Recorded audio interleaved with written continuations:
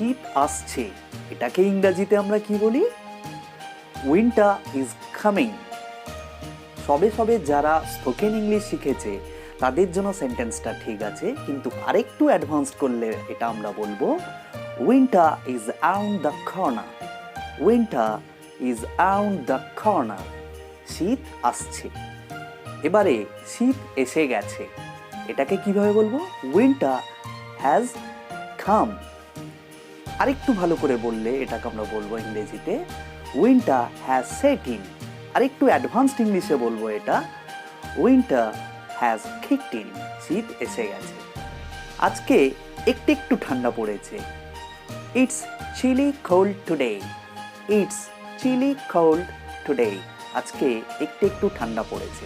আবার আজকে ঠান্ডা মানে নর্মাল ডেজের মতন যে ঠান্ডা পড়ে, এটাকে ইংরেজিতে বলবো it's cold today. It's cold today. আজকে ঠান্ডা। আবার আমরা মাঝে মাঝে বলি আজকে বরফ জমে যাওয়ার মতো ঠান্ডা পড়েছে, এটাকে ইংরেজিতে কিভাবে বলবো? It's freezing cold today. আজকে বরফ জমে যাওয়ার মতো ঠান্ডা পড়েছে। It's freezing cold today. আর একটু অ্যাডভান্সড ইংলিশে বললে এটাকে আমরা বলতে পারি it's pretty frosty today. It's pretty frosty today. আজকে বরফ জমে যাওয়ার মতো ঠান্ডা পড়েছে। সেই সিমলা থেকে আপনার কোনো রিলেটিভ ফোন করলো, আপনি তাকে জিজ্ঞাসা করছেন হোয়াটস দ্য ওয়েদার লাইক দেয়ার? ওখানে আবহাওয়া কেমন? সে আপনাকে বলছে এখানে তো বরফ পড়ছে। It's snowing here. এখানে তো বরফ পড়ছে। It's snowing here. আপনি তাকে বলছেন এখানে বাইরে প্রচণ্ড ঠান্ডা। It's Arctic outside. It's Arctic outside. It's Arctic it's a phrase, মানে হচ্ছে প্রচণ্ড ঠান্ডা অর্থে ব্যবহার করা হয়। ইটস আর্কটিক আউটসাইড, বাইরে প্রচণ্ড ঠান্ডা। প্রচণ্ড ঠান্ডা পড়লে অনেকে এই কথাগুলো খুব বলে থাকে, আমি ঠান্ডায় কাঁপছি। I am shivering in cold. I am shivering in cold. আমি ঠান্ডায় কাঁপছি। আবার অনেকে বলে থাকে আমি বরফের মতো জমে যাচ্ছি। I am freezing in cold. I am freezing in cold. আমি বরফের মতো জমে যাচ্ছি। আবার আমার আঙুলগুলো অসাড় হয়ে গেছে, কোনো সাড় নেই, তাই গ্লাভস পরেছি। এই অসাড় হয়ে যাওয়া ইংলিশ ওয়ার্ডটা হচ্ছে নাম। মাই ফিঙ্গার্স আর গোয়িং নাম। আমার আঙুলগুলো অসাড় হয়ে যাচ্ছে। নাম মানে হচ্ছে অসাড় হয়ে যাওয়া। প্রনাউন্সিয়েশনটা হচ্ছে নাম। স্পেলিংটা হচ্ছে NUMB। বিটা সাইলেন্ট থাকবে। অনেকে ঠান্ডাতে এরকম করে, দাঁত কড়মড় করে। এই দাঁত কড়মড় করা ইংলিশ হচ্ছে টিথ ক্ল্যাটারিং। আমার দাঁত কড়মড় করছে ঠান্ডাতে। My teeth are clattering in cold.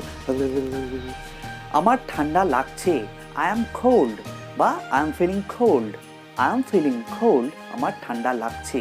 আবার আমার ঠান্ডা লেগেছে মানে আমার শরীর খারাপ হয়েছে ঠান্ডার জন্য, সেটাকে ইংরেজিতে বলবো আই হ্যাভ আ কোল্ড। আমার ঠান্ডা লেগেছে। I have a cold. আমার ঠান্ডা লেগেছে। প্রচণ্ড ঠান্ডা লেগে যাওয়ার জন্য আমার নাক দিয়ে জল গড়াচ্ছে। এই নাক দিয়ে জল গড়া, এটাকে বলবো আমার নাক দিয়ে জল গড়াচ্ছে। I have a running nose. I have a running nose. আমার নাক দিয়ে জল গড়াচ্ছে। ঠান্ডাতে আমার গলাটা খারাপ হয়ে গেছে, গলা বসে গেছে, এটাকে ইংরেজিতে বলবো I have a Soar throat. I have a Soar throat. আমার গলা খারাপ হয়ে গেছে। প্রচণ্ড ঠান্ডার জন্য আমার ঠোঁটগুলো ফেটে গেছে। এই ফাটা ঠোঁট ইংলিশ হচ্ছে, ফাটা ঠোঁটের ইংরেজি হচ্ছে চ্যাপড লিপস। কি? চ্যাপড লিপস, ফাটা ঠোঁট। ঠান্ডাতে আমার ঠোঁট ফেটে যাচ্ছে বা ঠোঁট ফেটে গেছে। My lips are chapped. My lips are chapped. আমার ঠোঁট ফেটে গেছে। আমার ঠান্ডাতে অবস্থা খারাপ হয়ে যায়। I often catch a cold in winter. I often catch a cold in winter. আমার ঠান্ডাতে অবস্থা খারাপ হয়ে যায়। আবার এরকম অনেকে বলে আমার অল্প ঠান্ডাতে শরীর খারাপ হয়ে যায়। এটাকে ইংরেজিতে কিভাবে বলবো আমরা? I often catch a chill in winter. I often catch a chill in winter. আমার অল্প ঠান্ডাতে শরীর খারাপ হয়ে যায়। এই শীতের সময় আর্লি মর্নিংয়ে ঘুম থেকে উঠে মর্নিং ওয়াক করতে যাওয়ার মজাটাই কিন্তু আলাদা। যারা যারা মর্নিং ওয়াকে যায় আর্লি মর্নিংয়ে এই শীতের সময়, তারাই একমাত্র এটা ফিল করতে পারে। বাইরে বেরিয়ে ঘাসের আগায় শিশির বিন্দু জমে থাকতে দেখা যায়। এই শিশির বিন্দু ইংরেজি কি? Dew drops. ডিউ ড্রপস মানে শিশির বিন্দু। Have you ever seen dew drops on the grasses? আপনারা কি ডিউ ড্রপস, শিশির বিন্দু দেখেছেন ঘাসের উপর? অবশ্যই দেখেছেন। আরেকবার দেখুন, কাল আর্লি মর্নিংয়ে আপনারা মর্নিং ওয়াকে বেরিয়ে যান। আর হ্যাঁ, বেরোনোর আগে কিন্তু পা থেকে মাথা অবধি এই আমার মতো মুড়ে নেবেন নিজেকে। এই পা থেকে মাথা অবধি নিজেকে মুড়ে নেওয়া, শীতের গরম পোশাক দিয়ে মুড়ে নেওয়াকে ইংরেজিতে বলে বান্ডেল আপ। বান্ডেল আপ মানে হচ্ছে পা থেকে মাথা অবধি গরম পোশাক দিয়ে মুড়ে নেওয়া। I have bundled up myself because I am feeling freezing cold today. আমি আমার পা থেকে মাথা অবধি মুড়িয়ে নিয়েছি কারণ আমি প্রচণ্ড বরফ জমে যাওয়ার মতো ঠান্ডা অনুভব করছি। আবার গায়ে একটা চাদর জড়িয়ে নেওয়া, এটাকে ইংরেজিতে বলে wrap up. Wrap up a shawl বা ড্রেপ আ শল মানে চাদর জড়িয়ে নেওয়া।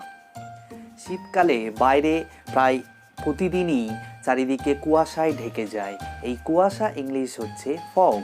আজকে কুয়াশা পড়েছে, it's foggy today. Thanks a lot for spending your valuable time with me. I'll meet you soon with another video. Stay tuned until then.